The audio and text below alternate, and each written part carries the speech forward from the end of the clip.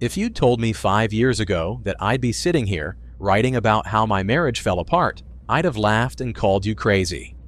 Back then, life with Laura was good, great even. We met through mutual friends at a backyard barbecue. She was that perfect mix of fun and ambitious, someone who could hold her own in a conversation about the NFL, but also had big dreams of starting her own wellness blog. She made me laugh, she challenged me, and before I knew it, we were inseparable. We got married 2 years later, and things were solid for the first few years. I worked a steady job in sales, and she landed a gig managing social media for a local fitness studio. We were the kind of couple who balanced each other out. I kept things grounded while she pushed us toward self-improvement. Laura liked to joke that I was her anchor, and she was my sail. It felt like a good dynamic. Then came yoga. At first, I didn't think much of it. Laura had always been into fitness, Pilates, spinning, you name it, so yoga seemed like just another phase. I even encouraged her to go. She'd come home glowing after class, telling me how great it felt to stretch and relax. She'd demonstrate poses in the living room, laughing when I failed miserably at copying her downward dog. It was fun, lighthearted. But slowly, yoga stopped being just a thing she did and became everything. It wasn't just about stretching or relaxation anymore. Suddenly, it was about chakras, energy fields, and this mysterious concept of aligning with the universe. She started replacing our Friday night movie marathons with candlelit meditations. She bought crystals, essential oils, and books with titles like The Inner Light of Your Soul. I didn't mind at first. I figured everyone needs their hobbies. I had mine, beer with the guys after work, Sunday football, and the occasional fishing trip. But as Laura got deeper into yoga, our interests started to clash. She'd roll her eyes when I came home with a six-pack saying, "You know alcohol lowers your vibration, right?" She stopped eating burgers at cookouts, instead bringing her own kale salads and turmeric smoothies. It wasn't just her lifestyle that changed. It was the way she looked at me. She started making comments like, "You'd be so much happier if you took better care of yourself," or, "You're so closed off to new experiences, Ryan." I tried to laugh it off, but it stung. It felt like she was trying to fix me, like the version of me she fell in love with wasn't good enough anymore. The real tension started when she began pressuring me to join her at yoga class.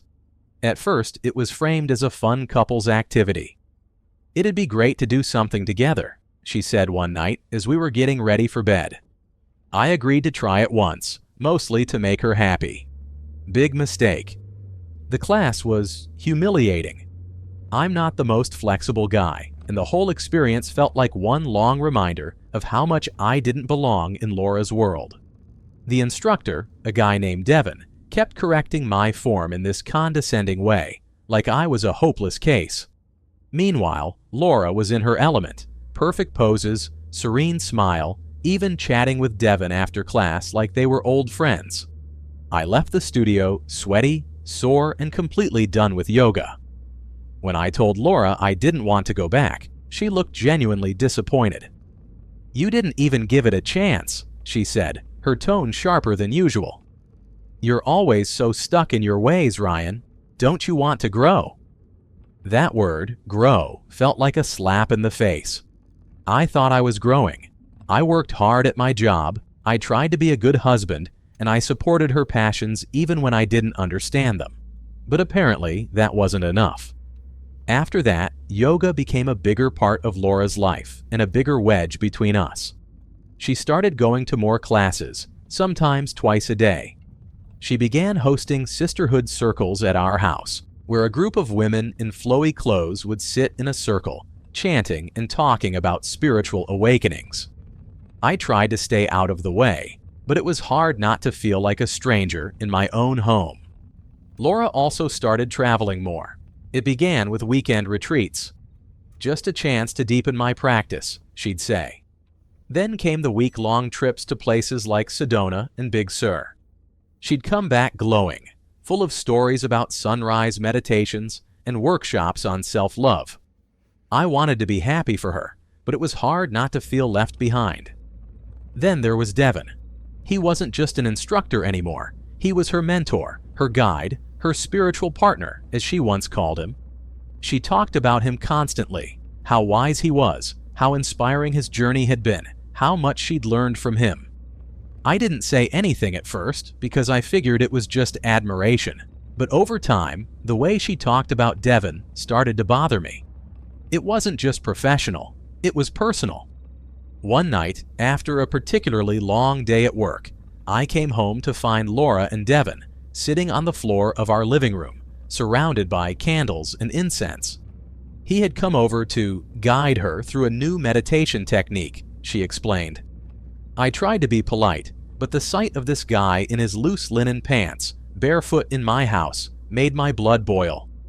Later that night, I told Laura I wasn't comfortable with Devin coming over when I wasn't home. She looked at me like I'd just accused her of cheating. Devin is a teacher, Ryan. He's helping me grow spiritually. Why are you being so insecure? I didn't know how to respond. Maybe I was being insecure. Maybe this was all in my head. But the knot in my stomach told me otherwise. Looking back, there were so many red flags I ignored. The way Laura started guarding her phone, always flipping it screen down when she set it on the table. The way she'd smile at texts, then quickly put her phone away when I walked into the room. The way she started coming home later and later, with vague explanations about getting lost in the flow of practice. Then there were the retreats. Laura's trips had become more frequent, more expensive, and less detailed. She'd give me the basics. I'm going to a yoga camp in Joshua Tree. But when I asked for specifics, like who she was going with or what the itinerary was, she'd get defensive. Why do you need to know every little detail? She'd snap. Can't you just trust me? And I did. Or at least I tried to. But deep down, I knew something wasn't right. The breaking point came during one of Laura's weekend yoga retreats. By then, her trips had become so routine that I barely asked questions anymore. She'd pack her bags with leggings and yoga mats, kiss me goodbye, and disappear for 2 or 3 days. This time, she said she was heading to a retreat center near Santa Fe. It sounded like all the others: meditation, workshops, healing energy, so I didn't think much of it. But something about her demeanor before she left felt off. Normally, Laura would be chatty, reminding me to water her plants or feed her sourdough starter while she was gone. This time, she seemed distracted, almost jittery. When I asked if everything was okay, she gave me a tight smile and said, "Just pre-retreat nerves. You wouldn't understand." The word stung, but I let it go. I wasn't in the mood to argue. She left early Saturday morning, and I tried to distract myself with football and beer with the guys. For most of the weekend, it worked, until Sunday night, when her phone buzzed on the kitchen counter. Laura had forgotten it. I stared at the phone for a long time, debating whether to pick it up. I knew it was wrong to invade her privacy, but that gnawing feeling in my gut wouldn't let me walk away. Finally, I grabbed the phone and unlocked it. She had never changed her passcode, and for a moment I felt guilty for knowing that. The first thing I noticed was the string of texts from someone saved as Devin. My chest tightened as I opened the thread. Devin: "Can't wait to see you this weekend. Hope you're ready for our private session." Devin: "Don't forget to bring that green set. You know how much I love it." Devin: "Room 214, same as last time. Let me know when you get in." I felt like I'd been punched in the gut. My hands shook as I scrolled through the messages, each one more damning than the last. They weren't just flirty, they were explicit. Talk of hotel rooms, late-night rendezvous, even inside jokes that made it clear this wasn't a one-time thing. But the worst part? The timestamp on the messages. Devin had sent them just hours before Laura left for her so-called retreat. My mind raced as I pieced everything together. The retreats, the late nights, the guarded phone. It had been right in front of me the whole time, but I hadn't wanted to see it. Laura wasn't just passionate about yoga, she was passionate about Devin. I kept scrolling, desperate for more proof. That's when I found the photos. There were dozens of them in her hidden folder, which I didn't even know existed. Pictures of Laura and Devin together, at the yoga studio, on hikes, in what was clearly a hotel room. In one picture, he had his arm wrapped around her waist while she kissed his cheek. My stomach churned at the sight. I didn't know what to do. Part of me wanted to call her right then and demand answers, but another part of me felt paralyzed. What could I even say? I put the phone down and paced the living room, trying to process the betrayal. This wasn't just a fling. It was a full-blown affair, and she'd been lying to my face for months. Later that night, I logged into our shared bank account, hoping to find, I don't know, something that made sense. What I found instead was a string of charges from a boutique hotel in Sedona. The dates matched her last 3 retreats. Room service, spa treatments, even champagne. I felt sick. Laura had been using our money, my money, to fund her affair. I slammed the laptop shut and sat in the dark, staring at nothing. This wasn't just about Devin or the betrayal anymore. This was about everything I had built, everything I had sacrificed for her, being torn apart. By the time Laura came home the next afternoon, I was ready. Laura walked through the door Monday afternoon, looking every bit like the serene yogi she had become. Her hair was tied back in a loose braid, her face was glowing, probably from one of those spa treatments I'd unknowingly paid for, and she wore the same flowy linen pants she'd bought to align with her energy. She set her bag down and smiled at me like nothing was wrong. "Hey, babe," she said, breezing into the kitchen. "How was your weekend?" I didn't respond. I was sitting at the dining table, her phone on the table in front of me, along with a printed stack of bank statements highlighting every charge from her retreats. My heart pounded as I watched her freeze, her eyes locking onto the phone. "What's this?" she asked, her voice a little too calm. "You tell me," I said, motioning to the phone and the papers. "Room 214? Champagne? Private sessions with Devin? What exactly have you been doing on these retreats, Laura?" Her face went pale. She opened her mouth as if to say something, but no words came out. For the first time in years, I saw panic in her eyes, and it was both satisfying and heartbreaking. "Ryan," she finally said, her voice shaky, "it's not what it looks like." "Oh, really?" I snapped, my voice louder than I intended. "Because it looks like you've been screwing your yoga instructor and using our money to do it." Her eyes filled with tears, and for a moment I thought she might deny it. Instead, she crumbled into the chair across from me, burying her face in her hands. "I didn't mean for this to happen," she sobbed. It got out of control." I leaned back, crossing my arms. "Explain. I want to hear this." She took a deep breath, wiping her tears with the sleeve of her shirt. "Devin and we connected. It started out innocent, just long conversations about spirituality and self-growth. He understood me in a way I felt like you didn't anymore." I laughed bitterly. "Oh, so this is my fault now? Because I didn't want to do yoga with you?"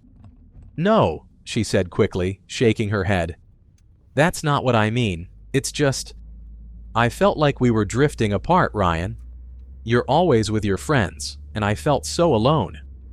"Alone?" I repeated, my voice rising. "You felt alone, so your solution was to cheat on me. Do you even hear yourself, Laura?" She reached across the table, but I pulled my hands away. "I didn't plan for it to happen," she said, her voice trembling. "I never meant to hurt you, I swear." I scoffed, shaking my head. "Well, congratulations. You didn't just hurt me, you destroyed everything we had. I don't even know who you are anymore." The confrontation lasted for hours.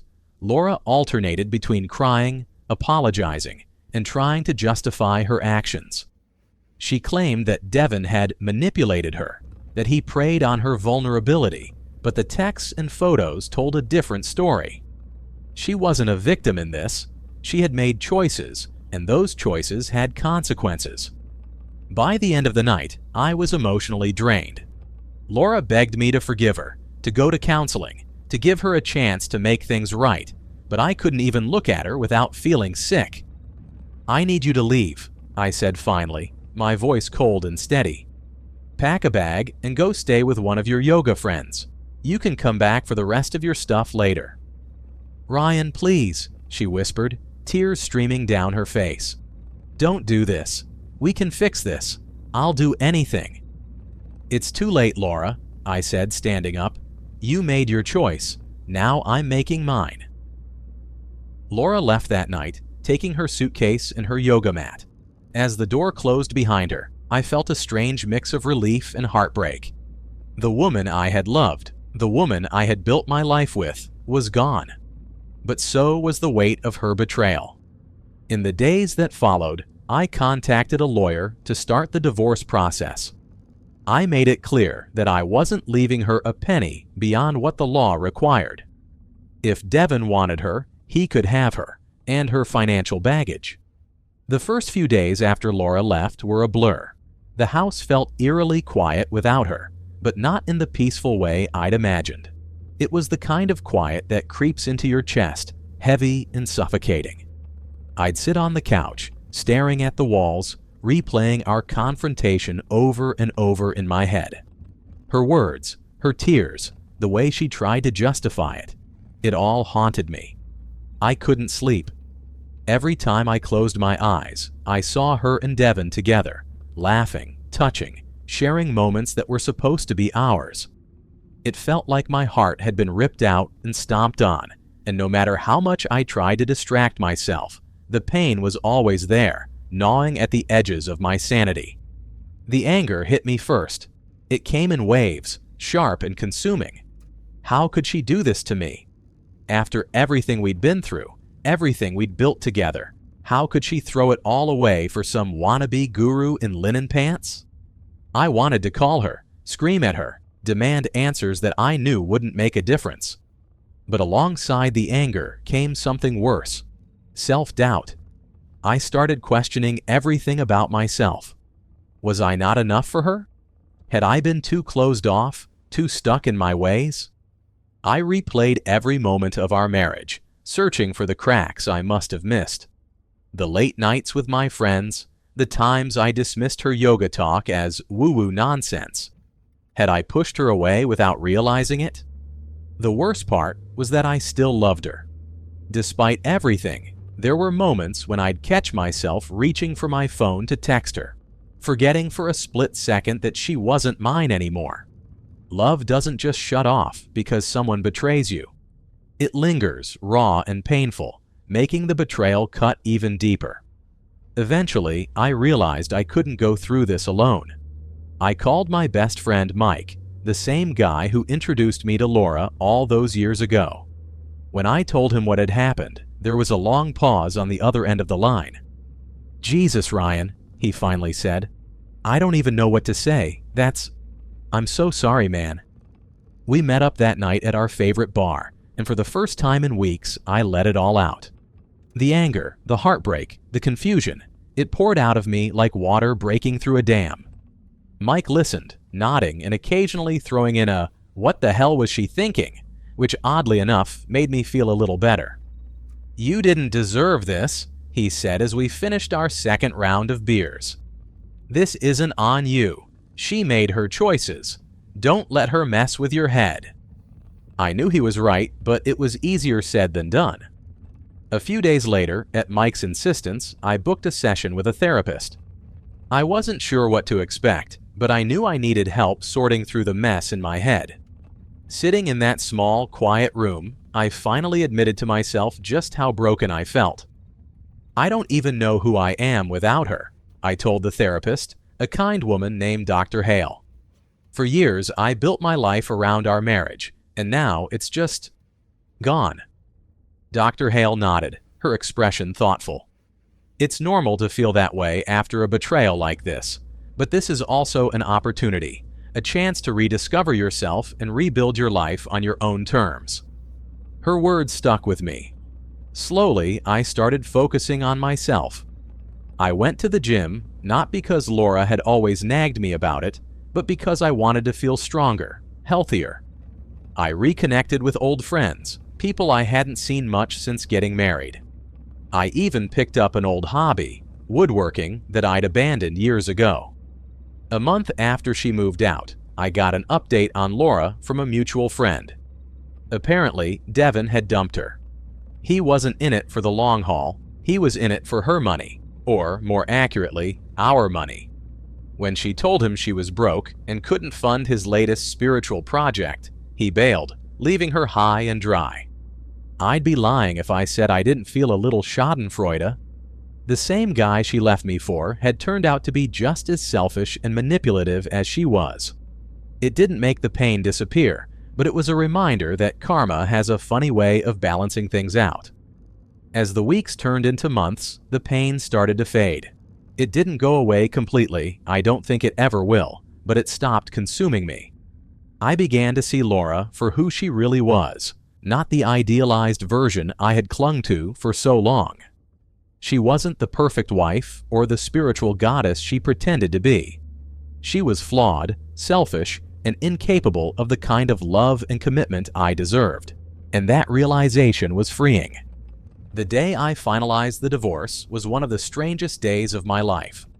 I expected to feel a rush of relief, maybe even a little triumph, but instead I just felt empty. Not sad, exactly, but drained. Like I'd just run a marathon and finally crossed the finish line. It wasn't until I walked out of the lawyer's office and stepped into the crisp autumn air that it hit me. I was free. Laura didn't contest anything. She knew she didn't have a leg to stand on after what she'd done. The divorce terms were straightforward. I kept the house, my savings, and everything I'd worked hard for. She walked away with her clothes, her yoga mats, and a few other personal items. I wasn't vindictive, but I also wasn't about to reward her betrayal by giving her a piece of my hard-earned life. A few weeks after the divorce was finalized, I ran into Laura at a coffee shop near our old neighborhood. It was purely by chance. I was grabbing a quick coffee before a meeting, and she was sitting by the window, staring into her cup like the weight of the world was on her shoulders. She noticed me before I had the chance to decide whether to say something. "Ryan," she said, her voice soft, almost timid. "Hi." It was the first time I'd seen her since she moved out, and I was struck by how different she looked. She wasn't glowing anymore. She looked tired, worn out, human. "Hi," I said, keeping my tone neutral. I didn't want to be rude, but I also wasn't about to fall into the trap of playing nice for her sake. We ended up talking for a few minutes. She apologized again, this time without the tears and dramatics. It felt sincere. "I've made a lot of mistakes," she admitted, her voice barely above a whisper. "I just wanted you to know that I'm sorry. For everything." I nodded, not trusting myself to say much. The truth was, I had already moved past needing her apology. But hearing it, even months later, gave me a strange sense of closure. For the first time, I felt like I could really let go. The months following the divorce were some of the hardest, but also some of the most rewarding. I threw myself into rebuilding my life, focusing on the things that mattered to me. I reconnected with my family, spent more time with friends, and even started dating again. Nothing serious, just enough to remind myself that love wasn't completely off the table.